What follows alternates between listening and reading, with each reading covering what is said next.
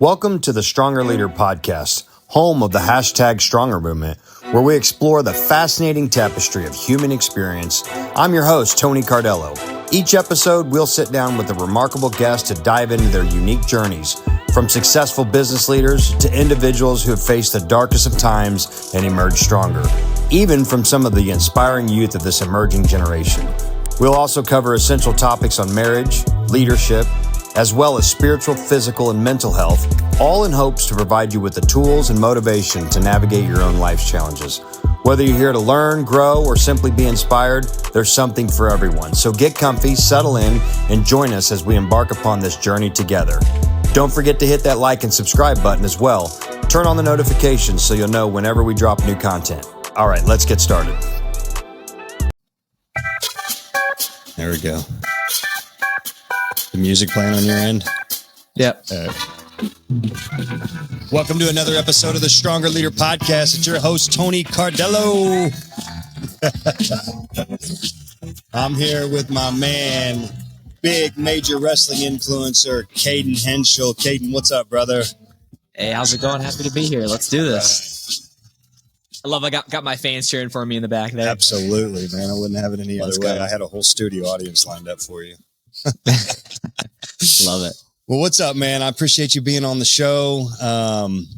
Man, this is a pretty cool one for me because, I grew up my entire life wrestling and, was never really exposed any larger stages or anything, just a small, club here in Kansas City. Grew up, I'm the youngest of 5 kids. And so my brothers all wrestled and I wrestled. And I used to joke, I came out of the womb, in a headlock, I think. So I didn't really have a choice. So then, as time has gone on with mainstream media and social media and technology and, just being able to be connected so much further. And, I got out of it for so long. I'll be 47 here in about another couple of weeks. And, so I got out of wrestling for quite a while after, graduating high school and moving on. And then, I had a son. So about 5 years ago, we got him in the wrestling room and, I'm back. So just getting really rooted back into the wrestling community and starting making some contacts again. And, man, it's been really cool. And so, I've been obviously happened upon all of your stuff here a few years ago. My son mainly, he started following you and liked you. And so we're big fans of yours.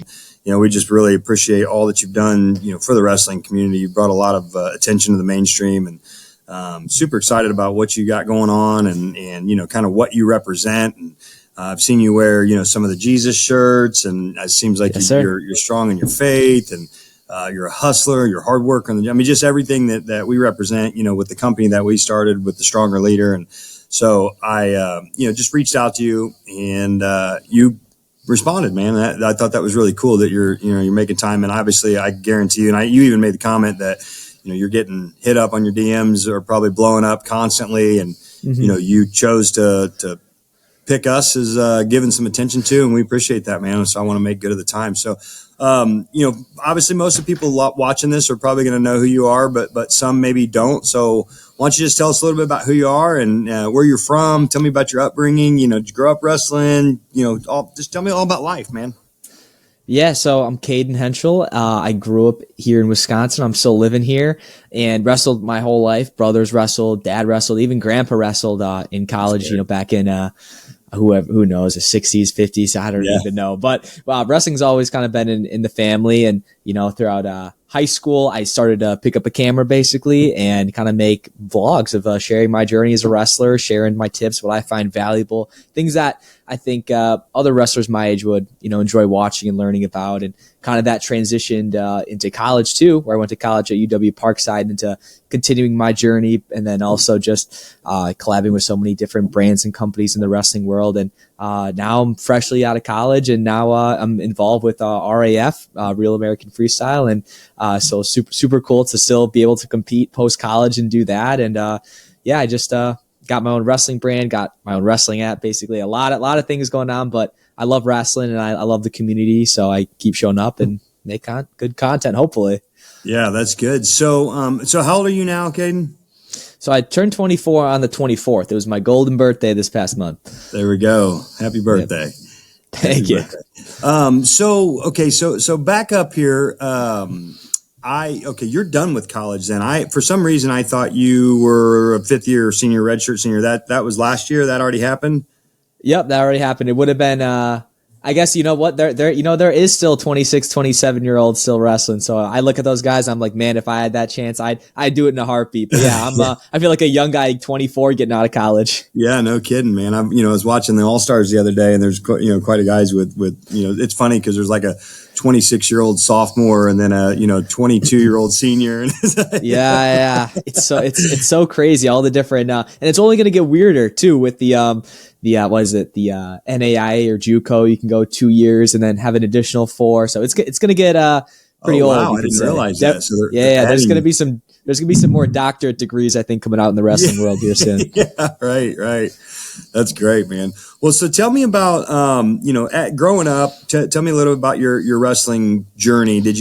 Were you in a really strong club? Did you how did you? Because you excelled pretty well. I mean, you obviously you went on to wrestle at a pretty high level in college, and that's it doesn't just happen. I mean, there's some freaks out there that start late in high school and end up doing that. But sure, growing up wrestling, did you have a good, strong wrestling room, or what was your personal discipline like that got you? I mean, tell me the path to your success, man.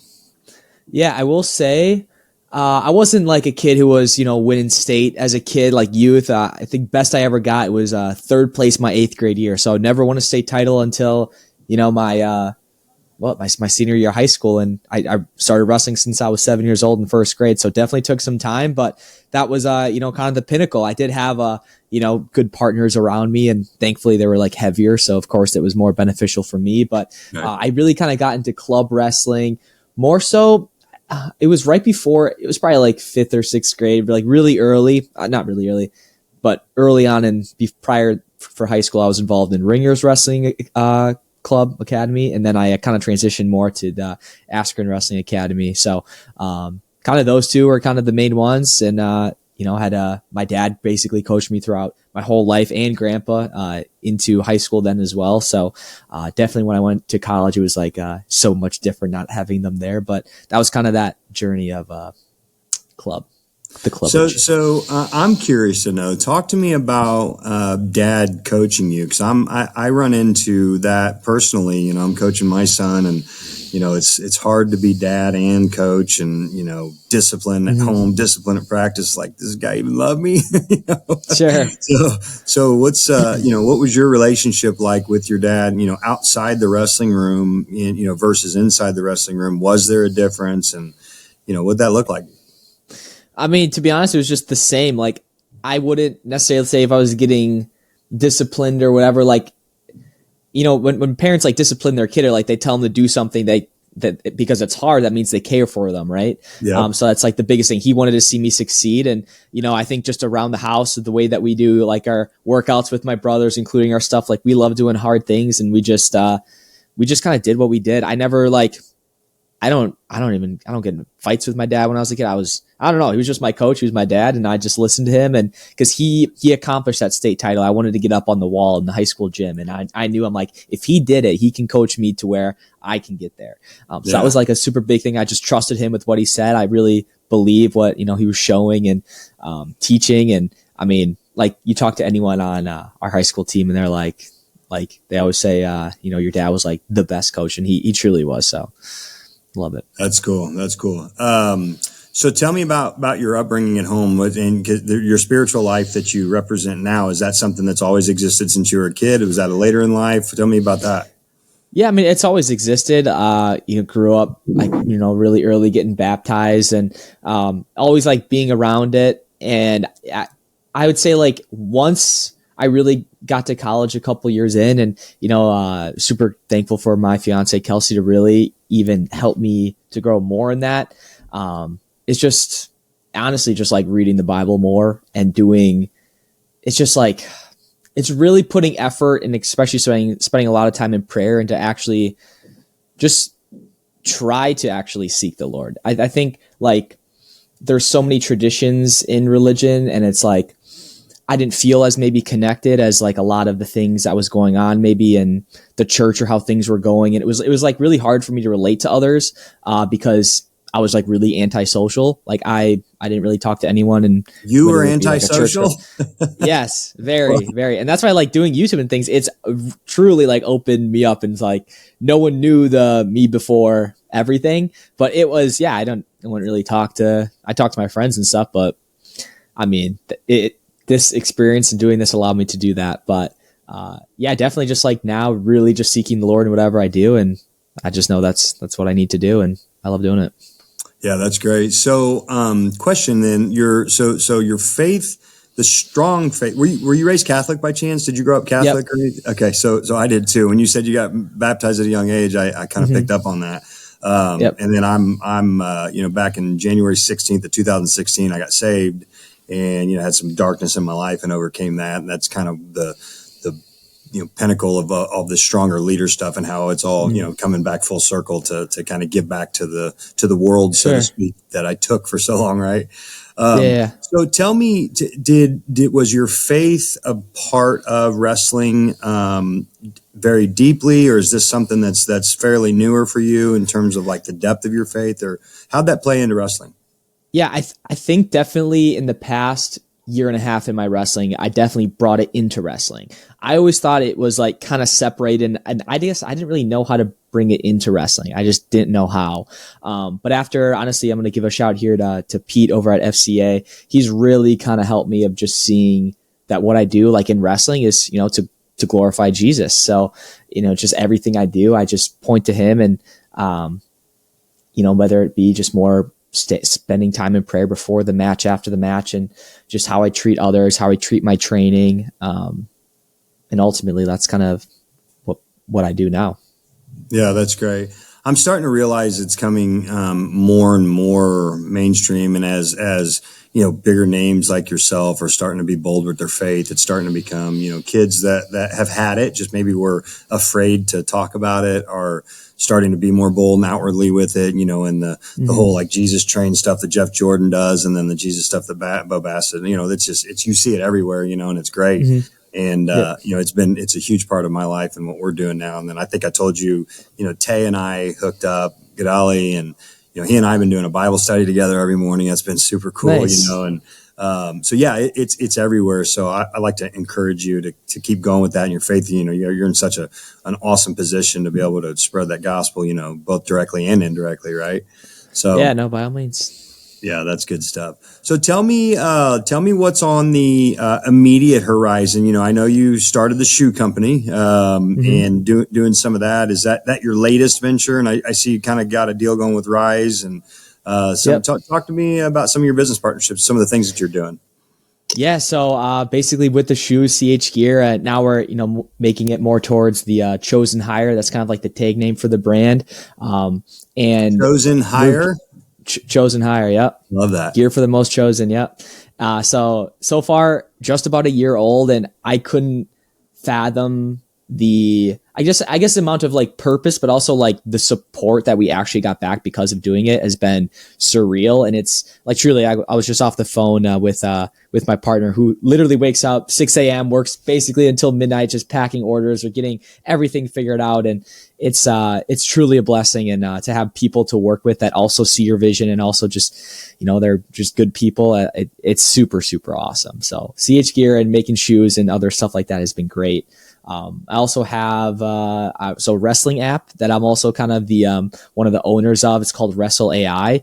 So again, like this is meeting up with like networking is it's so crazy. It's the most important thing I figured out here in the past couple of years. But I met up with so his name is George, and he's just now a college freshman, and he's like an insane app coder, software kind of engineer.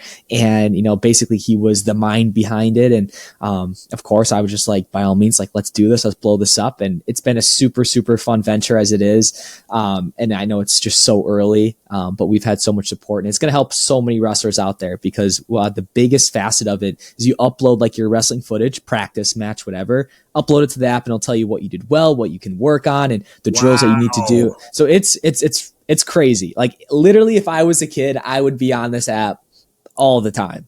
But even for coaches, like for new coaches, released yet? Do you have anything out on this? Yeah, Okay, you can get on the App Store, Google Play Store. It's been awesome, and like truly, it will. I think it's the most helpful thing that's like I never could see myself getting into that can literally help every single wrestler. Like you don't have to like me, you don't have to know me to enjoy something that like I can push and get involved in, and it's amazing. And like I said, was saying before, but like for coaches, maybe who don't have a crazy amount of ideas of how to help kids, or maybe struggle with like, let's say the heavyweights versus the lightweights or whatever, it can truly tell you and help you guidance and super good stuff for that. So it's cool. Man, that is cool. Yeah. So, and then, I work with Rye Supplements. So shout out to Nick Stella. He was actually a D2 wrestler himself as well. So that was super cool to kind of get linked through wrestling. And then, I love taking my protein. Tastes like dessert. That's amazing. So I love working with them. Let's see what else. Other than that, just like there's various partnerships and stuff. And now with the business, we're starting to get more like collabs coming in. So I'll definitely be hyped and looking forward to sharing who we're kind of working with coming up. Yeah, I'll be a big supporter as well. I'll sport the gear. I'll do it all, man. Let's go. Thank you. I love what you're doing, man. It's super cool. So tell me, what'd you go to school for? What was your degree? What to did wrestle, you to make videos? Yeah. It's just to do this. I mean, so I got a marketing degree. I was going to like double major because I was there so long or whatever with credits to like get a double major. And then I decided, I'm like, you know what? I could just have it be a minor. I just want one class for my last semester. Or no, I had zero. I don't think I had a single class my second semester. I completely forget. But I had like a very, very easy schedule. So that was a big reason why. So, all right. Well, then so you start vlogging and you're, that in the early stages, right? This is just something fun for you to do. As a high school kid. Yeah. Right. Did you have this like internal ambition that you wanted to be famous and, you wanted to be a major influence, or did you not even think about that at first? Was it just fun? Yeah. The goal wasn't to be like famous, right? As much as it was like, I loved watching YouTube. Like I was a big like YouTube kid that just loved watching YouTubers to see that they can make something come to fruition. And that was their way to like relate to others. Like I was saying, like I was, I didn't really talk to others. It was hard to kind of relate with people who had like maybe the same visions or same hobbies as me, same interests. And with wrestling and with YouTube, it really allowed me to expand that. And, throughout the years, it's like, of course, if I'm making content that people love and enjoy, that ultimately people are going to know you. I mean, if you're around it so long. So, but just the fact that I was like, I think I am, but like the first one to really go through the entire process to like work through your wrestling career, vlogging, and now you're on the other side too. Just hopefully to be like a benchmark that others can follow. So like I can walk so others can run basically. So, if you're a kid, it's like you see so many people starting up stuff now, and I think it's great. I do think there's like a lot of danger involved in there, but we'll see. What's your recommendation for someone? I'm actually probably asking maybe for myself a little bit too. Starting out in the social influencer realm, podcast, all this stuff here that all goes with this. What's like what would be a top line recommendation that you have, above all, and then maybe a few more recommendations that go down from there in priority. What would you tell somebody starting out that really wanted to give it a shot at doing something? Yeah, you got to make something that you yourself sees in the market that's a gap, and you got to fill it. No one was making vlogs about their tournaments when I was doing it, and I showcased what I did.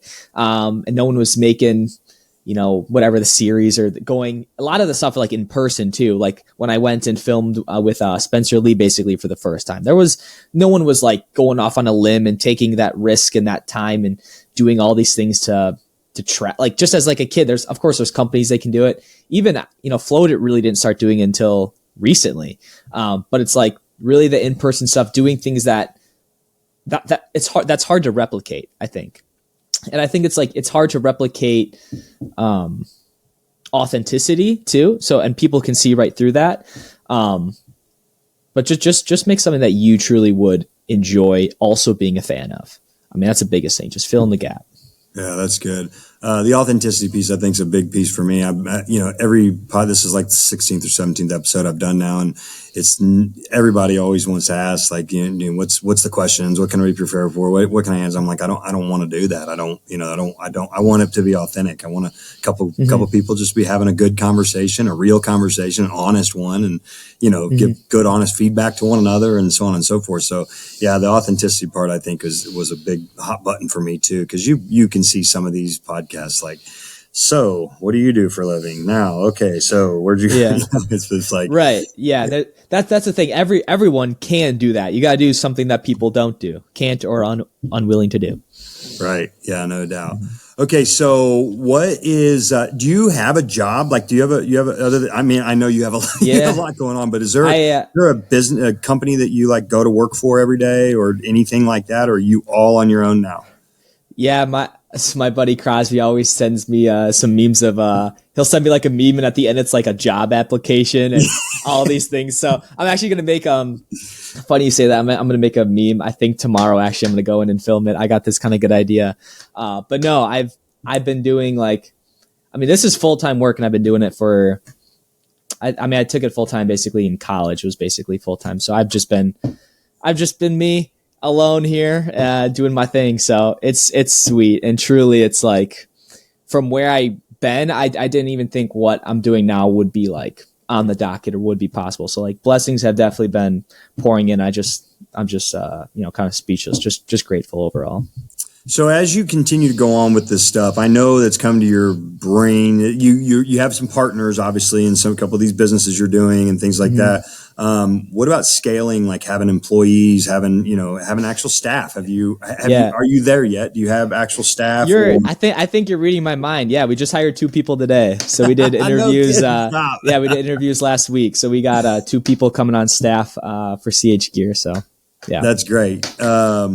What's that look like? Initially, are they administrative? Are they outbound sales? What's your first step there? So one's going to be kind of more so in on the fulfillment side. So basically fulfilling orders, making sure the warehouse is basically just streamlined. Like honestly, it hasn't been so efficient, and that's why we kind of have like an 8 to 10 day shipping window, because when we're dealing with the amount that kind of we have, and right now it's just me and my partner Brock, and Brock's been doing all the shipping himself. Like, so one guy cannot do it. So, but what's cool with him too is that he is a wrestling coach as well. So he actually has some of his wrestlers can come in and get some product and make some money by just helping pack orders as well. So to get kind of more of the community involved that way has been fun. But so yeah, definitely one's super big on fulfillment, and the other one's more so on like outbound kind of sales. So thing we've kind of played around with earlier this year was to getting kind of interest in orders going for team gear. So basically, like, no one's done this too. It was like a custom team shoe. So we have 4 teams coming out.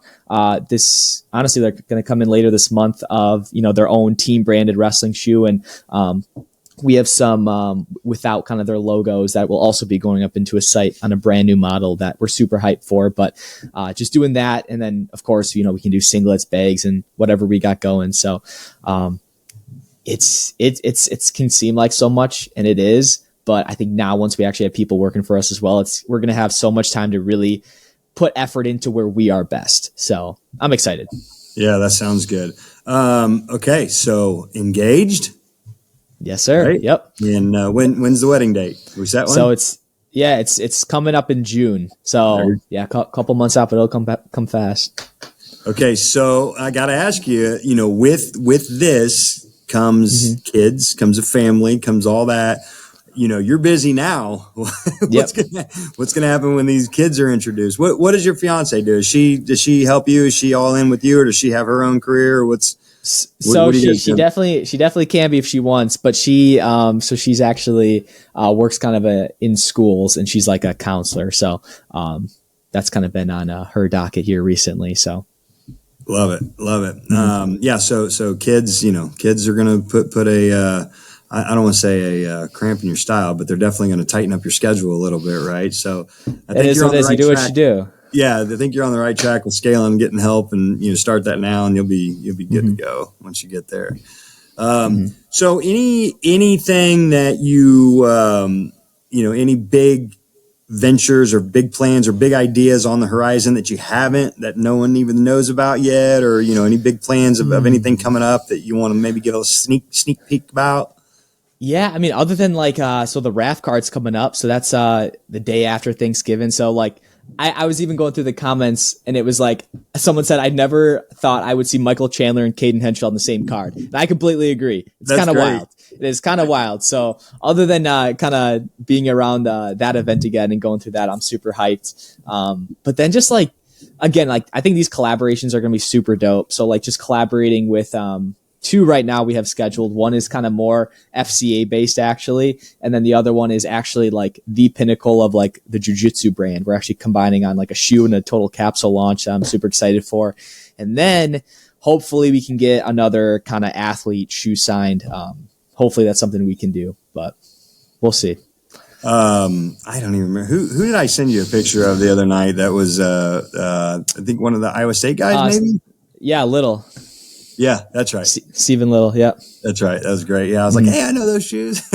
Yeah, no, that's been cool too, because representation is everything, and the way that we can also function to help us, but also help athletes is to basically get them paid more, and that was a thing that's so new in the wrestling world, and it was so hard for me growing up. Late in high school and early in college, is I wanted to work with actual wrestling brands that had shoes, that had the whole thing. But no one wanted to work with me. And it was the most dumbfounding thing for me, because everyone wanted the, multiple time Fargo champ or the D1 this, D1 that. And I really truly wear D2 on my back. And I'm for all the other divisions that don't get the love, you can look at me and think it's a case study that anyone can do it. Truly anyone can. I've had the most embarrassing college, wrestling moments I think of a lot of people wouldn't even want to go through, but I did, and I'm still standing on the other side. So I think there's something behind that a lot of people can adapt to their own lives. Those the Jordan Burroughs and I can't remember the other announcer's name right now. The other night on the All Stars, they were talking about Christian Piles. Yeah. So the D2 and D3 wrestlers, a lot of people underestimate them, and they just automatically assume that D2, D3 is a lesser of a caliber of a wrestler. That's why they're D2, D3 and not D1. Sure. And people don't understand. And, I get it. And I never really processed it that way, that there are life circumstances and reasons why, people choose to go D2 or D3. And some of it has nothing to do with the athleticism or the talent and skill set. It has to do with, maybe a scholarship or, and some people have to make certain decisions. They can't go far from home, whatever. There's a lot of life circumstances that could dictate a very, very high caliber D1 style wrestler ending up at a D2, D3, or even in an AIA school, whatever. There was a coach, a football coach here in town that said something that was really cool. They put it on Facebook.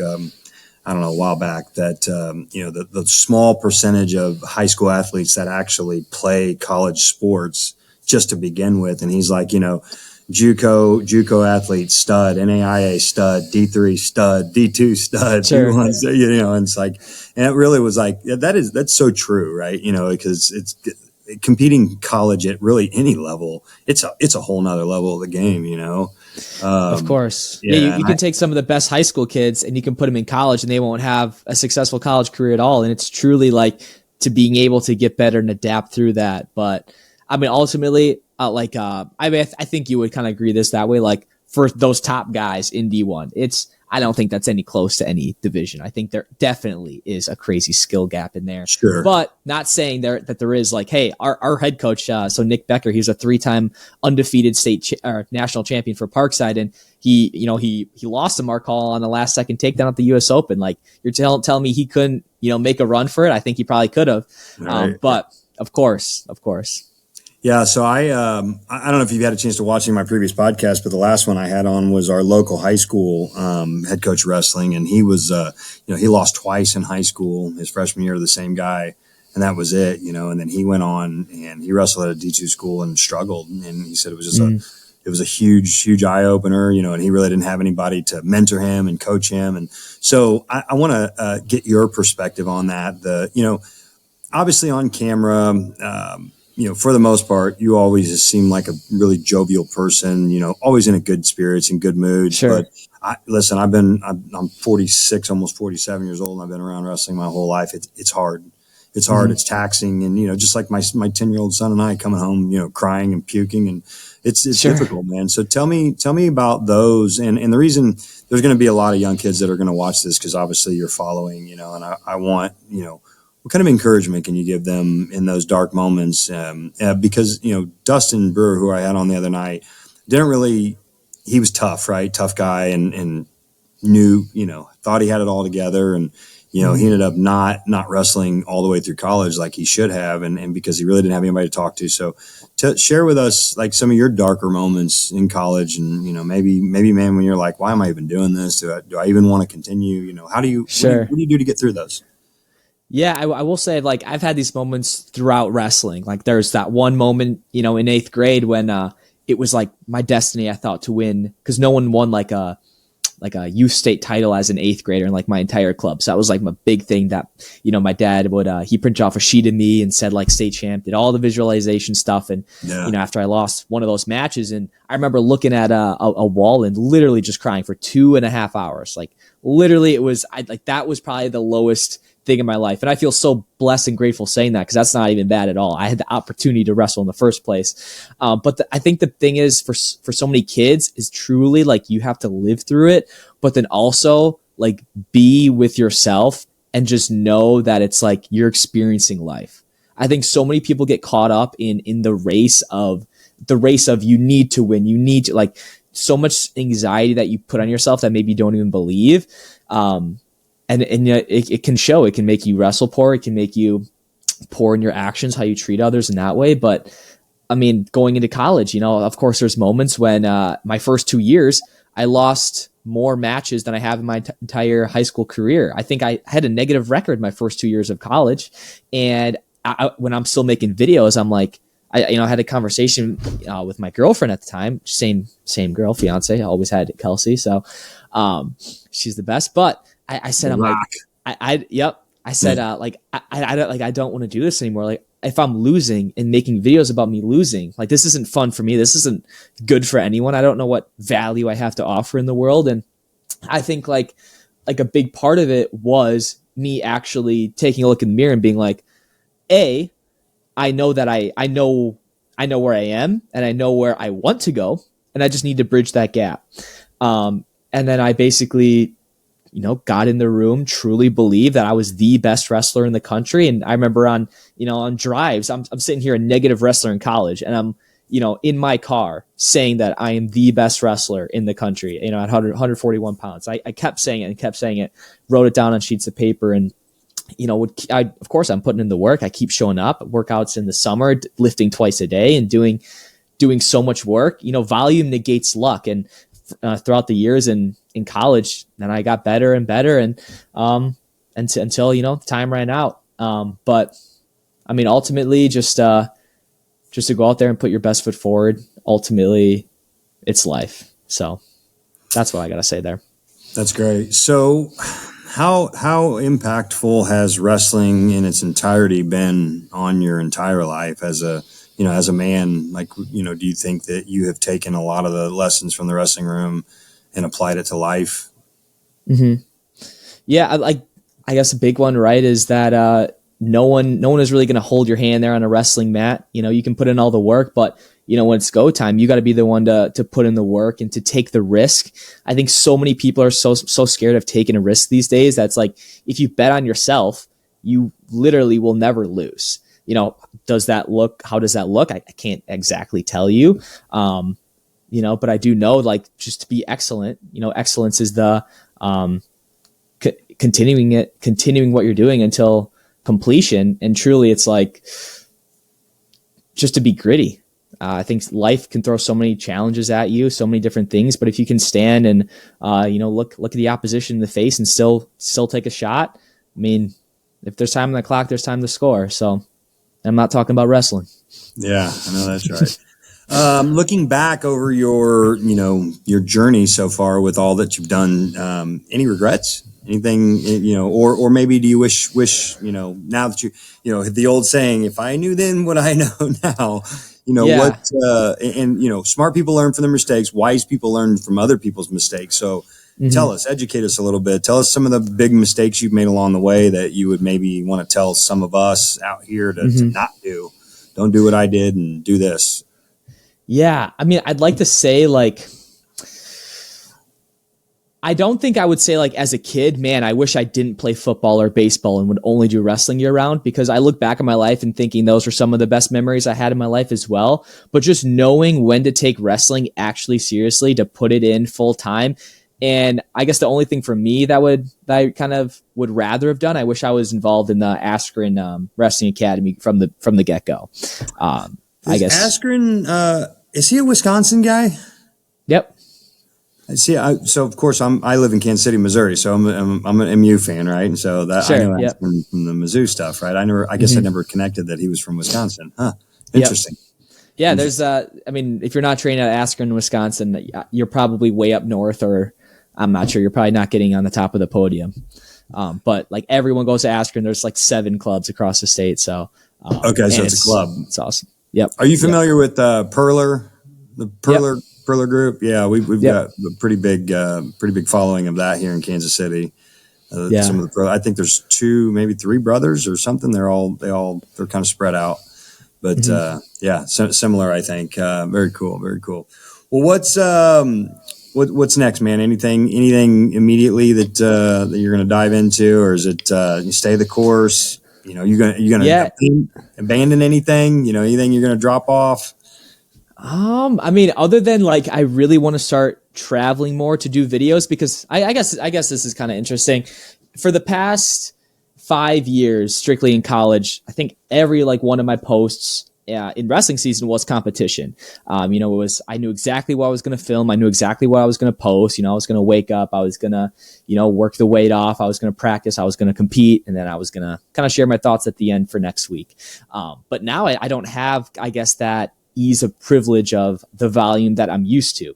Now being involved with RAF, I think that definitely helps. But if it's only one event every month or so, it's I definitely want to create content that fits in that place. And a big thing that I want to do is to be traveling with, other wrestlers and collaborating that way for content. So I have, when I collab with Spencer Lee or Gable Steveson or Wyatt Hendrickson, and there's even a couple more in there too that I'm forgetting, but just to continue to train with a lot of these wrestlers, that it's also making people more aware of them as wrestlers, these elite level guys, but also just take an approach that no one else is kind of doing, no one else has done, and something that I think that I can bring as value to a lot of people. So, other than those, definitely, and also to travel to meet with even younger, high schoolers. Even I'm supposed to go and train with the stud out of Ohio here soon, maybe in the next 2 weeks. But I mean, other than that, just every day is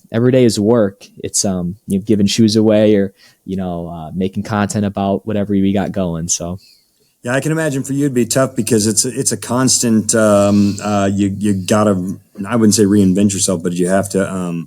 You got to stay fresh, right? You got to, like you said, the volume of content, because you were in the wrestling when you were doing that. So now you're having to be creative and crafty and think outside the box, and find other ways. I get, okay. So interesting. So tell us a little bit about RAF. I've seen it touch and go, and it's obviously starting to garner some attention. And so tell me the overall structure of it. Is it a league? Is it an ongoing thing? Is it a UFC of wrestling? Tell us the structure of it. Yeah. I think UFC of wrestling is the easiest way to put it. Basically, there's a belt system and they want to have more athletes on the roster where there is, let's say a top 10 guys at a weight or whatever. And right now, of course, I love that they're doing it because they're involving me. Did I believe that I'll be wrestling on the RAF card when I went to RAF 1? No idea. I literally had no idea that I was even going to have a chance. But because of course, just marketing, it just makes sense. We had the most viewed clips of the entire event. So I think that definitely brought in some love that way. But yeah, it's just creating professional matchups in freestyle wrestling. And I think they're crushing it. And this next card in Chicago. It's only like 45 minutes away from where I live. So it's a lot better than the 10 hour drive. So I'm really excited what they're going to do for the future. And I do know that, I think I can say this, but they're going to do like almost like a monthly thing of not even like a whole ref event, but it's like I don't even know how to explain it. Like a younger version of it, I think. Or like a it's almost like the Contender Series to get on a ref card. That's something like that. Yeah. I think that is what they're going to be doing. So I know they have backing, that so many people that work there, like they love the wrestling world, but they are so business savvy in what they do. And I don't think they would do it if they, are taking a chance. Like truly, like they know that this is a great investment, and that's why they're putting so much time and effort and energy into it. So, I mean, the thing that I would say to all wrestlers and wrestling fans is truly, like, if you want to see wrestling win on a high level to actually have a professional league, like, support RAF, because heck, for one of these kids coming up here, growing up, like, they're going to be the ones wrestling in it. Now you can actually be paid post college and not be, like out, like living out of your car. Like I was talking to Cayden Cox at the event, and he was saying, like, as a world team member living out of your car, and it's like, whoever the, United States Wrestling wasn't taking, let's say, the best care of their athletes in that sense, because maybe they don't have the resources or however that's structured. But the fact that there is something that can actually hold value and hold weight, you got to support it. So. Yeah, I think that's awesome. It's funny how this is all coming full circle, because I fought MMA for a little bit. I just caught the sport a little bit too late in life, but my wife asked me, she's like, what are you going to do? Because the last amateur fight I did, I was 5-0 as an amateur. I won a belt, and then I was going to take a professional fight and turn pro. And she said, what are you doing? The last two kids you fought, like, were your age combined, Yeah.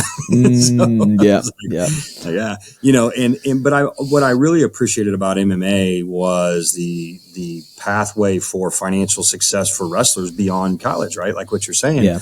And, what really cool about RAF is that, like, your next card, you're wrestling Clay Guida. So, I mean, how that's cool. So weird, isn't it? Yeah, it is weird, but how cool is that it's come full circle, that he was a wrestler, MMA was a pathway for him to continue financially, and then that obviously ends because you can only do that for so long when you're so old. Yeah. And it's a really, really young man sport to get your face punched in all the time, right? And then you can come back and wrestle. I think, I don't, at 46 years old, I had a torn hamstring last year, but I'm going to get back in the wrestling room with the high school boys here locally. And, I enjoy it. I'm in pretty good physical condition for an old dude. And, sure. And I think I could wrestle for a long time, or at least quite a few more years, with an outlet like that. I couldn't get punched in the face at 46 years old, nor would I even take the risk. Right. So I think RAF is, I think that's huge for the wrestling world, and you don't have to share with me, and obviously it's confidential, but what is that a paid platform for the athletes? It's professional wrestling. Okay. Right. These are not like no one. The real professional wrestling. Yeah. And that's funny because Eric was saying it's crazy that professional wrestling, it goes to WWE, and he knows that this is actually the professional wrestling. But yeah, I mean, there's no one that. There's people, trying to also have different wrestling leagues and the way things are going. But as far as like RAF doesn't even compare. It's just a level above what anyone else is doing. Who's the founder of that? Who's the business behind that? So it's Eric Bischoff. I think that's how you say it. I think that's it. And then Chad Bronstein, and then Izzy from Izzy Style. So. And I again, it's like there's probably more people involved. I'm not sure what the equity split is or none of that, but gotcha. Yeah. So are they? Do they have any plans of a team aspect to that at all? Because I know MMA kind of got into that for a while, where they had like teams, right? And then you go like almost a duel type of situation. Is there? Sure. Yeah. I think that's like a spinoff of the main. I think those are like kind of like spinoffs. I think for the future, of course, but this is. This is what, 3 months old. It's so early on. So it is. Okay, that's why I don't know much about it. I thought maybe I just caught it late. No, yeah. I mean, there only have been 2 events of it. And to have something so new and so fresh, I couldn't tell you if they plan on doing it. But, if UFC has found success in that style, I would think that they would take all things into consideration if it would be better. by all means. I couldn't tell you, but yeah, I'm super pumped to watch that thing develop. That's cool. That's cool that you're doing that. Well, man, I don't need to take up a whole ton of your time. I appreciate you spending some time with me. And, you know, one of the things that I wanted to allow you the opportunity was, you know, you have a large enough platform. Obviously mine's tiny, but, you know, hopefully one day, and this video is obviously going to perpetuate for whoever knows however long, you know, digital eternity lasts. Sure. What kind of sound advice or good, wholesome stuff do you want to leave with your watchers and your viewers? And yeah, what do you want to tell us? Yeah, I mean, honestly, I'll just say so many people and even so many kids just think that it's whatever they do, that it's just, how do I say this? Everything you do, you know, it truly ripples throughout throughout conversation, throughout community and people, and like whatever you do, how you treat others, the way you talk, the way you carry yourself. People look at these things and they want to find someone that they can follow. There are so many bad role models out there, but if you can be a good role model for yourself, others will truly follow. So whether that's if you're a kid on the team, and heck, if your team isn't having the most success, you can be that guy who shows up early, who stays late, who asks questions, who gives it their all every time. You know, if you're a kid who, you know, gets bad grades, you know, do you ask your teacher questions? Do you stay late? You know, do you get tutored? Do you get help? I think you just have to carry yourself with a standard, and it can ripple over in team aspects. So I think that it's so crucial. And I think wrestling culture on teams can be so much better, because, you know, I've been around wrestling teams, and I truly think like if you set the standard and you raise the standard, that others are going to follow. Yeah, no question. Good advice. Okay. Ready? Speed round. Sure. Coffee or tea? Coffee. I was a huge coffee guy. Morning person or night person? Man, I probably love both, but probably night right now. Okay, yeah, burning the midnight oil. Yeah. Favorite wrestler of all times, any generation. Favorite wrestler of all time? Probably my dad. I love that. If you could wrestle one person just for fun in an exhibition match, and it could be, you know, a prior generation as well, but you guys are both at the top of your game, you know, the same exact time, who would you want to wrestle for fun? Just to say you did. I mean, same weight, Jordan Burroughs. Yeah, I love it. That was that was Dustin, the last guy was on here. That's what he said too. Is he the GOAT in your eyes? Yeah, I mean, clearly, yeah, definitely. Hard to refute Kale, though, right? I mean, just for world medals, like just the time frame of Burroughs it's just unbeaten. Yeah. He even said the other night he's got more world titles than he does national titles or something like that. Yeah, pretty cool. Let's see, what was the other one I had? If you could go have dinner with one celebrity, who would it be? A celebrity, and it could be past or present. Somebody who's passed away, that you could bring them back or whatever. Anybody. A celebrity. Well, and I think in that standpoint, I'd probably say Jesus, because he's God. So I'll probably do that. Yes. Why wouldn't you? Probably. That's great. Well, dude, man, I really appreciate your time, and sorry we had a little bit of technical difficulties here in the beginning. Hopefully I can do some masterful editing. Do you do your own video editing? Yep. Yes, sir. Yeah. So hopefully I can maybe master some editing in the first part of this, and nobody will even know. You got it. It's like 2 cuts. That's easy work. Yeah, there you go. Well, dude, I appreciate it, and best of luck to you, and God bless you, buddy. I'm going to be saying a prayer over your businesses, and just, you know, wish you prosperity and all the good things, and keep doing what you're doing and being a light to the world. And you know, I listen, our whole mission is men, you know, leading men to be stronger men. And, you know, sometimes that's through vulnerability, and other times it's through being tough and doing the hard stuff like what you're talking about. And you are extremely, you know, representing that at a high level. And you know, I got to tell you, 24 years old, I was into the second year of my prison sentence in maximum security penitentiary in Leavenworth. So wow. Where you're at in life, brother, you're so much further. So thank you. Well, I really truly appreciate that. This has been great. So thanks so much for having me on here. Yeah, man. Well, take care of yourself, and I'll be following you, buddy. Awesome. Thank you so much. All right, man. All right, we'll talk Love soon. It. Take care. Take care. Be good, be blessed, and be stronger.